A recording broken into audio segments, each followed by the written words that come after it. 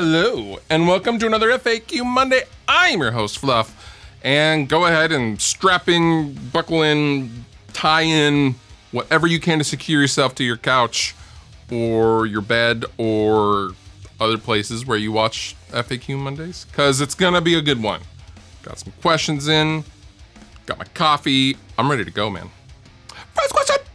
Hi, Fluffinator. Is a mic pre worth the money for vocals and guitar? Does it really make a huge difference? Yes, a microphone pre does several things. In some cases, it's there to add volume and headroom if you have a mic that doesn't necessarily have a ton of output. For example, the Shure SM7B vocal mic requires a ton of power and headroom to get up to the normal level of any regular microphone, but that's because it's just so clean, that's just how it sounds, and that's what makes it an SM7B. So like a normal input of an interface can't really cope with that. I mean, you'll find yourself cranking that input, which adds noise and things like that. But in other cases, a mic pre is used to add color and definition and saturation, like a Neve 1073 preamp or something like that. So yes, a mic pre is definitely awesome, and I definitely recommend a good mic pre, a good high quality mic pre, if you really want to take the sound of the microphone to the next level.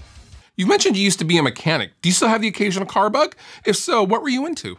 I used to be in like the late 60s, early 70s muscle cars. I was really fond at the time, about 10 years ago, with Chevys, just because I worked on a ton of Chevys, you know, Novas and Camaros and Chevelles and all sorts of stuff.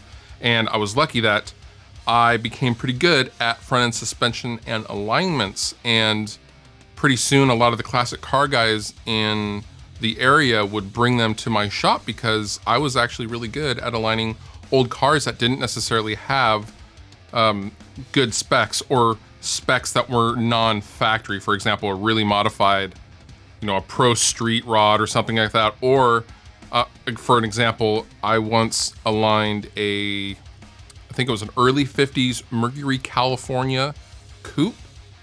And it was like a super rare black Mercury made for cruising in California specifically, with some super special edition. I have a pic of it somewhere.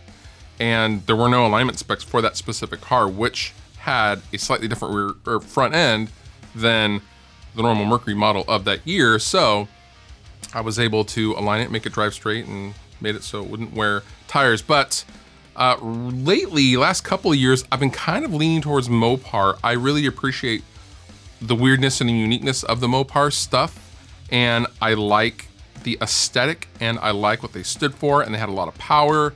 And my father has been a Mopar guy for most of his life, so it's kind of rubbed off on me a little bit. Maybe it's the old man in me, I don't know. But if you guys are into cars at all, let me know what your dream car is. Let's talk about cars in the comments, shall we? How much of the music you write for the channel makes it to band practice? Do you keep them totally separate? It just depends. Usually nowadays, if the band sees something on the channel, they'll tell me, hey, you know, that one particular section, that one particular riff would work really well with the band, and then I'll kind of set that aside or further refine it, or we'll go over it in practice, and then we will kind of rest propose it, as it were. But otherwise, no, I don't really think of the stuff that I write for YouTube as like, okay, this is gonna be a rest repose song. I just kind of write.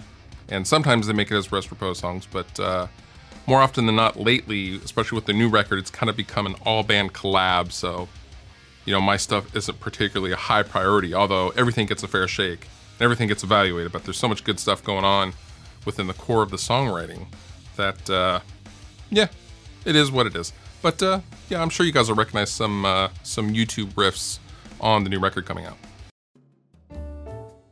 And now, the dad joke of the week. What was Beethoven's 5th favorite fruit? Banana. Banana.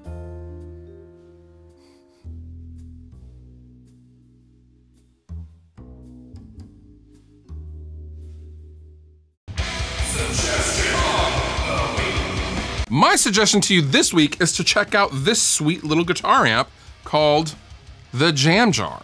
The Jam Jar was sent to me by a nice gentleman in Wales, and this thing is awesome. The speaker is on the top, and the input is on one side and a speaker output is on the other side, so you can drive something like a 412, 212, really any speaker cabinet.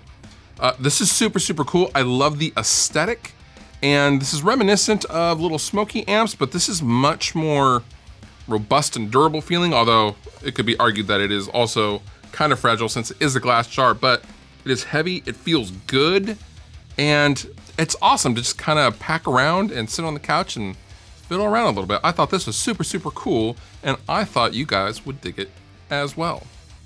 Thank you for watching. You've been wonderful. I have been Fluff. I will see you next time.